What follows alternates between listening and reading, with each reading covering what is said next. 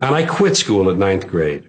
I had great marks. I was a smart kid, but I didn't care. They weren't teaching what I want. I didn't give a shit. It's important in life if you don't give a shit. It can help you a lot. I'm an entertainer, first and foremost, but there's art involved here, and an artist has an obligation to be en route, to be going somewhere. There's a journey involved. The verge of failure that we're on is because two wonderful qualities that made us a successful species, cooperation and competition, are way out of balance. We decided to quit radio because we'll go to Hollywood and become stars. He was an American comedian, actor, social critic, and author. He's widely regarded as one of the most important and influential stand-up comedians of all time. He was known for his black comedy and his thoughts on psychology, politics, religion, and various taboo subjects. He's George Carlin, and here's my take on his top 10 rules for success. Rule number 1 is my personal favorite, and I'm curious to figure out which one you guys like the best. Also, as George is talking, if he says something really meaningful to you, really moving or inspiring, try to copy and paste it into the comments below and put quotes around it so other people can be inspired as well. I was a victim of my own success, and I did some Ed Sullivans I hate. On those Ed Sullivan shows, I began to realize, not just there, everywhere, all these shows, I didn't fit. And here's what I was missing. I was missing who I was. I began with a dream of being Danny Kaye, which is a very mainstream dream. It's very middle America. It's a people pleaser job. And I dreamed a path that was traditional. Comedian, disc jockey, comedian, actor, big success. A mainstream dream. Meanwhile, what I really was an outlaw and a rebel because I had lived that kind of life. I got kicked out of 3 different schools. I got kicked out of the Air Force. I got kicked out of the choir. I got kicked out of the altar boys. I got kicked out of summer camp. I got kicked out of the Boy Scouts. And I quit school at ninth grade. I had great marks. I was a smart kid, but I didn't care. They weren't teaching what I want. I didn't give a shit. It's important in life if you don't give a shit. It can help you a lot. So I didn't give a shit. And I was I was a pot smoker when I was 13. We broke the law. We broke into cars. We broke into offices. We broke into Columbia University. We broke into stores. We did all sorts of unlawful things. And I was that kind of person. I was one who swam against the tide of what is expected and what the establishment wants from us. But I didn't know that about myself because this dream blinded me. This dream was about America, about the path that we all follow, the middle of the road, middle class America, mainstream will dream. And meanwhile, I'm sitting there like this, fuck those people. Fuck that shit. Look at this stupid shit. No, I don't want to be in the bunny number. Can I get out of the bunny number, please? I don't want to put on that uniform. And I didn't know this dissonance was inside me. And in the period this is happening, all through the 60s, the counterculture was forming. The free speech movement started in Berkeley. The hippies were growing into a force. And peace, love, power, flower power, pot smoking, anti-authority. See, bing, ding, ding, ding, anti-authority. Throw over the establishment. Burn down the math building? Wow. Ding, ding, ding, ding, ding, ding, ding. So I gravitated toward that because I was that person, really. And the people I hung around with were that way. The musicians I knew in the late 50s had gone through that transition. Suddenly they looked different and their music changed. And I'm listening to people like the Buffalo Springfield. I'm listening to Bob Dylan. I'm listening to these people and I realize these artists are using their talent to project their feelings and ideas, not just please people. And I suddenly was able to see my place and to realize I was in the wrong place. You see, in 1967, the summer of love, the peak of the hippie movement, I was 30. I was entertaining people in nightclubs who were 40. And they were at war with their kids who were 20. There was a generation war. I was in the middle of it. I was 30, 20, 40. And I said, what the fuck am I doing over here? These are the people that will at least understand me and give me a chance. So it took 2 years. I didn't go to the mountain and come back different. I didn't do a Bobby Darin. I didn't do a whatever, those people who just go away and they're back new suddenly. I took 2 years to change, and it happened on television. So I had denied that part of myself, and finally it came into full flower. And I never became a really big success until that.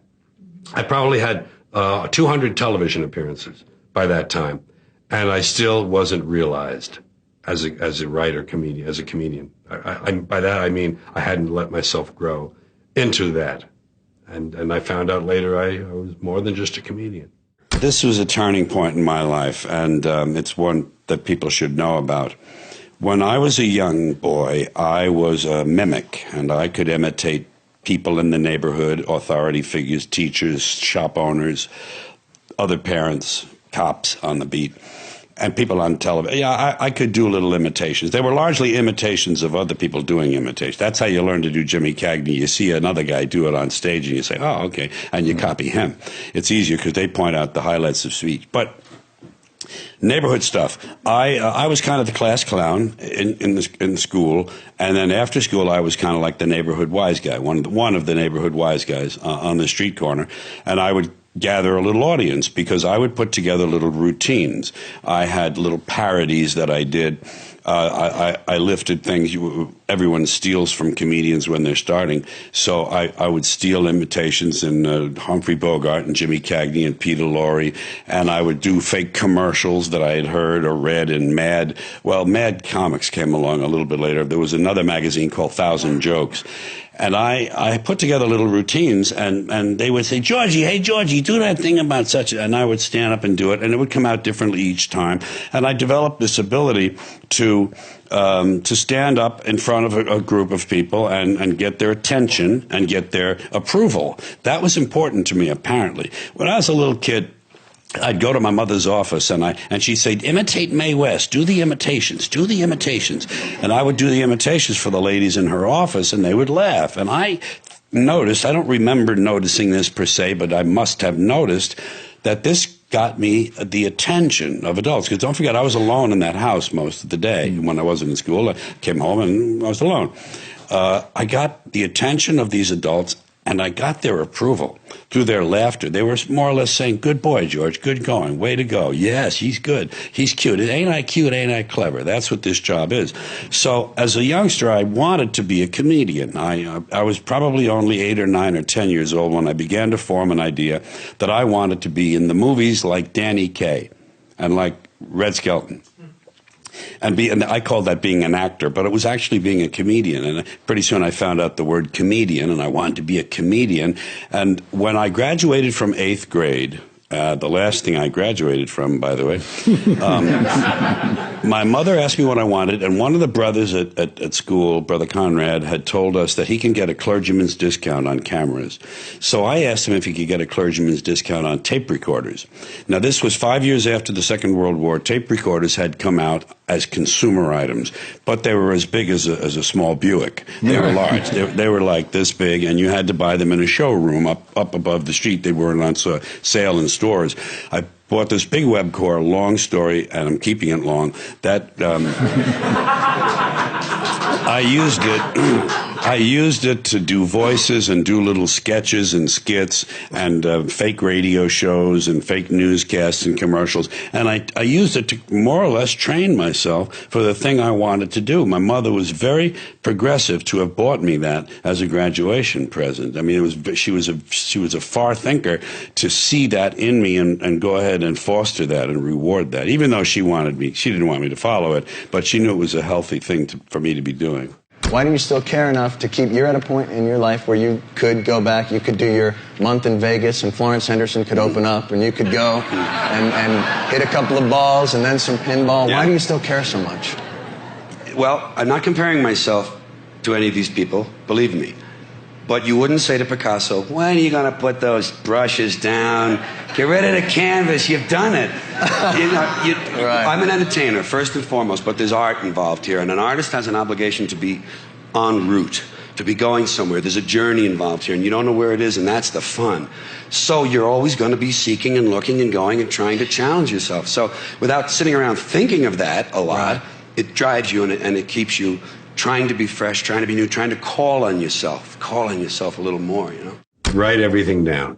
You have to write. You have to write. Write all your ideas down and classify them. My first boss, when I was 18, told me that. He said, find a folder, put your ideas on paper. Any idea you don't think you can use it now, if it seems useful, put it down on paper.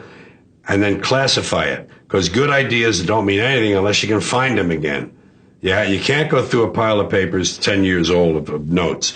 You have to, now you can use a computer. Before that, I had index cards and things. You have to be able to find race, religion, business, government, politics, men and women, sex, you know, and then those categories, you break them down into categories. So organize yourself. I think being on this planet, one of the first things people would say, if we were all dumped down here, let us say there were only 10 of us, and we were dropped into this planet already formed.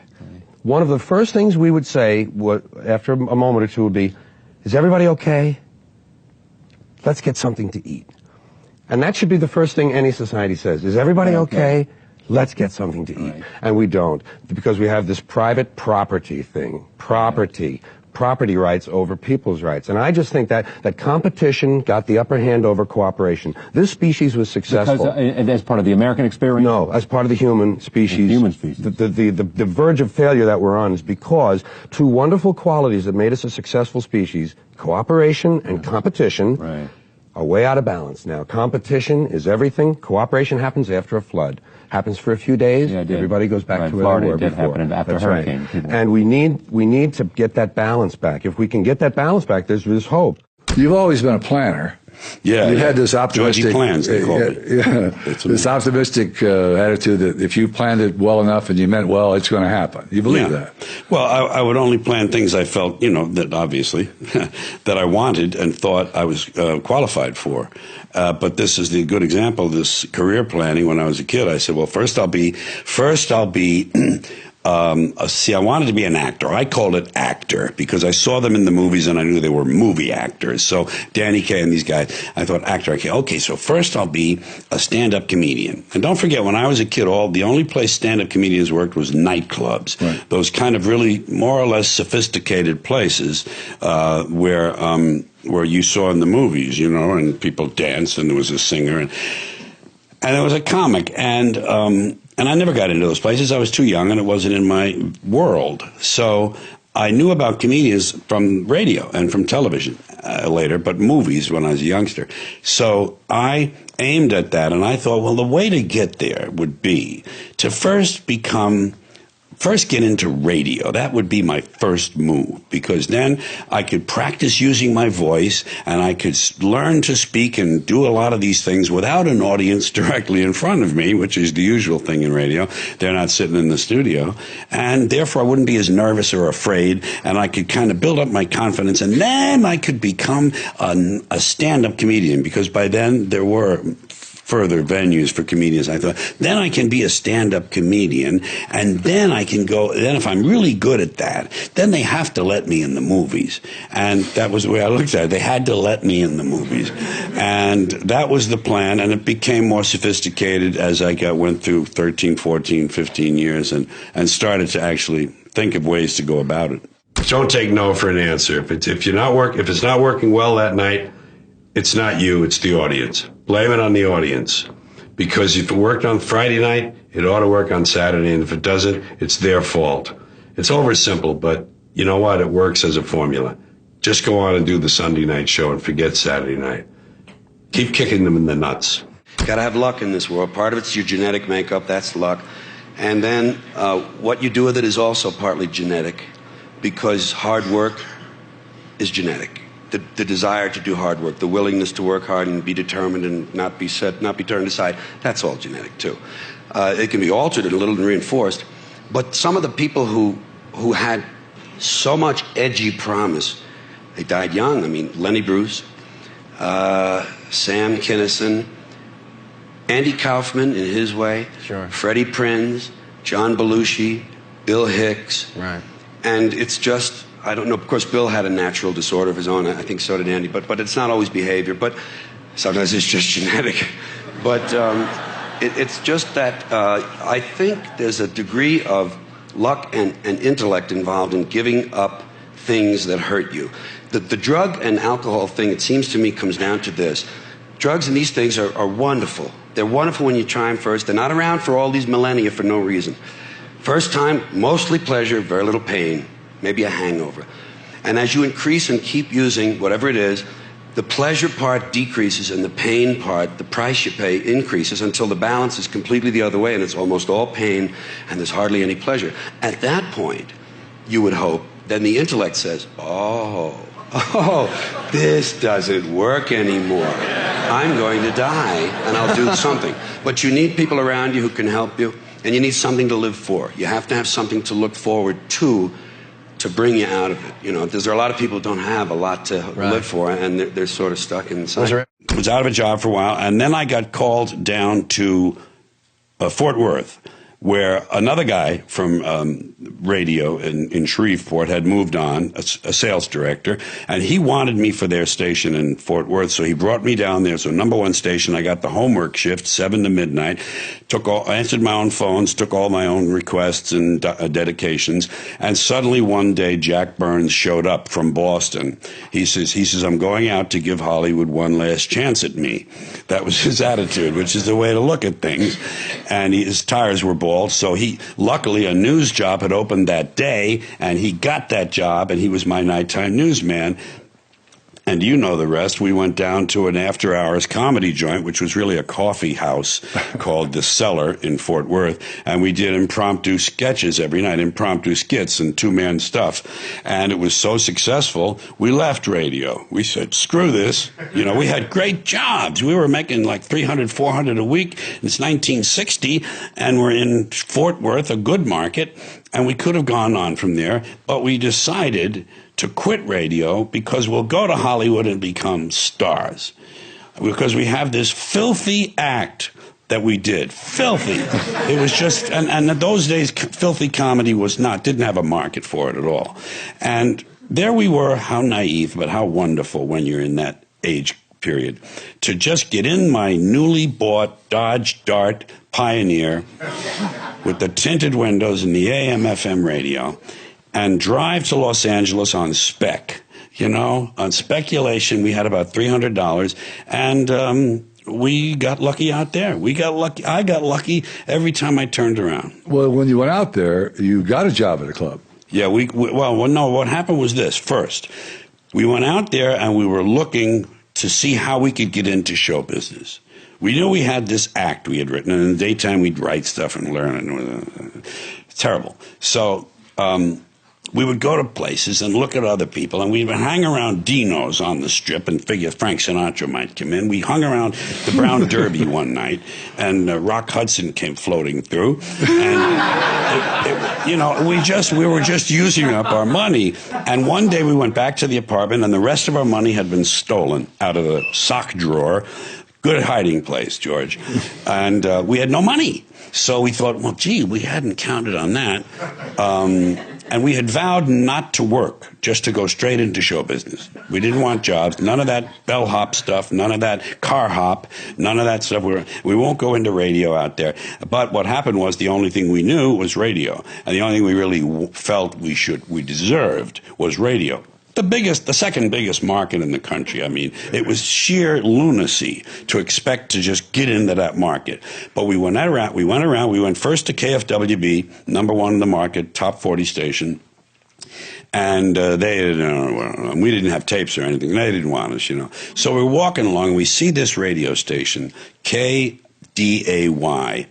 Right near Hollywood and Vine. It's Selma and Vine, in between Sunset and Vine and Hollywood and Vine. We walked in there, and that's where my star on the walk is now, out in Hollywood. Really? I had them put it out in front of that radio station. It's kind of nice. We went in there, and they were looking for a morning comedy team. I mean, it's just all luck, you know? You just get lucky and you're on a roll. They were looking for guys like us. We did a tape for them. They loved us. They called us the Wright Brothers instead of our real names. They called us the Wright Brothers. But it did a big publicity campaign, ads in Variety, full-color ads and everything, and put us on the air. And here we are on the air about, let's see, it would only have been about 2 months after we got there. And it was just sheer madness, you know. There we were. That wasn't good enough for you. No. What we did was still work on the act. We're going to work on the act because this is only a stepping stone, you know. And now we're making about $500 a week each, you know, and that's good, and we're great. But we're practicing this act after hours. This was also a daytime station, by the way. Even though it was a 50,000 watt and it had a big signal out on the West Coast, it was a daytimer. And we went off the air at sundown, and in the studio, we would work on these routines. We were getting serious now. And nearby, about 2 blocks away, was a coffee house. That was the way for us to get in. They were now coffee houses. It was the era of the beatniks. And coffee houses liked offbeat entertainment. And we knew we could get in there and do our stuff for the owner maybe and get a shot. Just get a hootenanny shot. Get a single shot, you know. And we went over there, and he liked us, and he hired us for 2 weeks. And we're still rehearsing our act, and a guy came walking through the studio because it was an office building, and you could see the studios on your left, and there were little offices here. He was a song plugger. He was a guy who used to do PR for songwriters and stuff and record labels.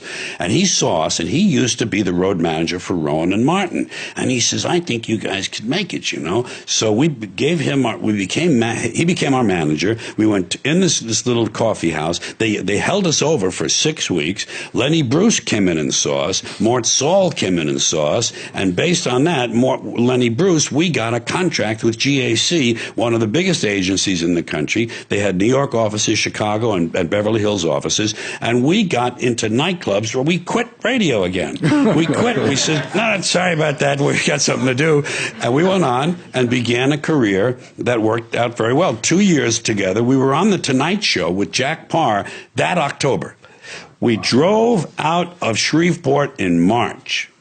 We drove out of Shreveport in March, and that October we were on NBC television at night on the biggest show for a comedian. It's just stupid, you know. But, man, it can happen. It can happen. By the way, speaking of American values, aren't we about due to start bombing some small country that only has a marginally effective Air Force? Seems to me like we're a couple of weeks overdue to drop high explosives on helpless civilians. People who have no argument with us whatsoever. I think we ought to be out there doing what we do best, gang, making big holes in other people's countries. I hate to be repetitious, but God, we are a warlike lot, you know? We can't stand not to be with somebody. We couldn't wait for that Cold War to be over, could we? Just couldn't wait for that Cold War to be over so we could go and play with our toys in the sand. Go play with our toys in the sand. And when we're not invading some sovereign nation or setting it on fire from the air, which is more fun, then we're usually declaring war on something here at home. Do you ever notice that? We love to do that, don't we? We love to declare war on things here in America. Anything we don't like about ourselves, we have to declare war on it. Don't do anything about it, but we just declare war on it. We got a war. It's the only metaphor we have in our public discourse for solving a problem. It's called declaring a war. We got a war on poverty, the war on crime, war on litter, the war on cancer, the war on drugs. But you ever notice there's no war on homelessness, is there? Nah, no war on homelessness. You know why? There's no money in that problem. There's no money in that problem. Nobody stands. It's true. Nobody stands to get rich off of that problem. You could find a solution to homelessness where the corporate swine and the politicians could steal a couple of $1 million each. You'd see the streets of America begin to clear up pretty goddamn quick. I'll guarantee you that. I will guarantee you that. Now, so, I got an idea for homelessness. You know what they ought to do? You know what they ought to do? Give the homeless their own magazine. Give them their own magazine. It would make them feel better, for one thing. That's a sure sign of making it in this country. Every group in this country that makes it and arrives at a certain level has its own magazine. You have Working Mother magazine, Black Entrepreneur magazine, Hispanic Business magazine. In fact, any activity engaged in by more than 4 people in this country has got a magazine devoted to it. Skydiving, mountain climbing, snowmobiling, backpacking, bungee jumping, duck hunting, shooting someone in the asshole with a dart gun, off. They probably have a magazine for that. I'm sure they have. I know they have a magazine. Walking. There's actually a magazine called Walking. Look, Dan, the new Walking is out. Here's a good article, putting one foot in front of the other. Give them their own magazine. Give the homeless their own magazine. You know what you call it? Better Crates and Cartons. Then when they get finished reading it, they can use it to line their clothing. That's a good, sound business solution. That's the kind of answer you get from a conservative American businessman. Say, yeah, let them read it. When they get finished reading, they can use it to plug up the holes in them piano crates they all seem to like to live in. A good, sound, practical, conservative American business solution. I'll tell you what they ought to do about homelessness. First thing, change the name of it. Change the name of the condition. It's not homelessness, it's houselessness. It's houses these people need. A home is an abstract idea. A home is a setting. It's a state of mind. These people need houses, physical, tangible structures. But where are you going to put them? Where are you going to build them? Nobody wants you to build low-cost housing near their house. People don't want it near them. We got something in this country, you've heard of it, it's called NIMBY, N-I-M-B-Y. Not in my backyard. People don't want any kind of social help located anywhere near them.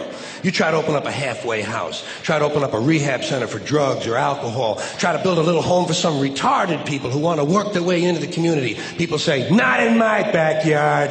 People don't want anything near them, especially if it might help somebody else. Part of the great American spirit of generosity we're always told about. Big, generous American nation. Ask an Indian about that. Ask an Indian how generous this country is. If you can find one, you got to locate the Indian first. We've made him just a little difficult to find. Or if you need current data, select a black family at random and ask them how generous this country has been. People don't want anything near them, even if it's something they believe in, something they think society needs, like prisons. Everybody wants that, right? Everybody wants more prisons. That's the new answer to all of our problems. Lock a lot of up. Everybody wants more prisons. They say, build more prisons! But not here. Well, why not? What's wrong? What's the problem? What's wrong with having a prison in your neighborhood? Well, it seemed to me like it would make it a pretty crime-free area, don't you think? You think a lot of crackheads and muggers and pimps and hookers are going to hang around in front of a f***ing prison? Bullshit, they ain't coming anywhere near it. What's wrong with these people? All the criminals are locked up behind the walls, and if a couple of them do break out, what do you think they're going to do? Hang around? Check real estate trends? Bullshit. They're f***ing gone. That's the whole idea of breaking out of prison, is to get the f*** as far away as you possibly can. Not in my backyard. People don't want anything near them. Except military bases. They don't mind that, do they? No, they like that. Give them an army base. Makes them happy. Why? Jobs. Jobs. Self-interest. Even if the base is loaded with nuclear weapons, they don't give a f***. They say, well, I'll take a little radiation if I can get a job. Working people have been f***ed over so long in this country, those are the kind of decisions they're left to make. I got just a place for low-cost housing. I have solved this problem. I know where we can build housing for the homeless. Golf courses. Perfect. Golf courses. Just what we need. Plenty of good land in nice neighborhoods. Land that is currently being wasted on a meaningless, mindless activity engaged in primarily by white, well-to-do male businessmen who use the game to get together to make deals to carve this country up a little finer among themselves. I am getting tired. Really tired. I am getting tired of these golfing suckers in their green pants and their yellow pants and their orange pants and their precious little hats and their cute little golf carts. It is time to reclaim the golf courses from the wealthy and turn them over to the homeless. Golf is an arrogant, elitist game, and it takes up entirely too much room in this country. Too much room in this country. It is an arrogant game on its very design alone. Just the design of the game speaks of arrogance. Think of how big a golf course is. The ball is that big. What do these pin-headed pricks need with all that land? There are over 17,000 golf courses in America. They average over 150 acres apiece. That's over 3 million acres. That's 4,820 square miles. You could build 2 Rhode Islands and a Delaware for the homeless on the land currently devoted to this meaningless, mindless, arrogant, elitist, racist. There's another thing. The only blacks you'll find in country clubs are carrying trays. And a boring game for boring people. Did you ever watch golf on television? It's like watching flies and a mindless game. Mindless. Think of the intellect. Think of the intellect it must take to draw pleasure from this activity. Hitting a ball with a crooked stick and then walking after it. And then hitting it again. I say, pick it up, asshole. You're lucky you found the thing. Put it in your pocket and go the home. Go the home. You're a winner. No chance of that happening. Dorco in the plaid knickers is going to hit it again and walk some more. Let these rich play miniature golf. Let them with a windmill for an hour and a half or so. See if there's any real skill among them. Now, I know there are some people who play golf who don't consider themselves rich. F*** them. And shame on them for engaging in an arrogant, elitist pastime. Hey, here's another place we could put some low-cost housing. Cemeteries. There's another idea whose time has passed. Saving all the dead people in one part of town? What the hell kind of a superstitious, religious, medieval bullshit idea is that? Plow these up, plow them into the streams and rivers of America. We need that phosphorus for farming. If we're going to recycle, let's get serious.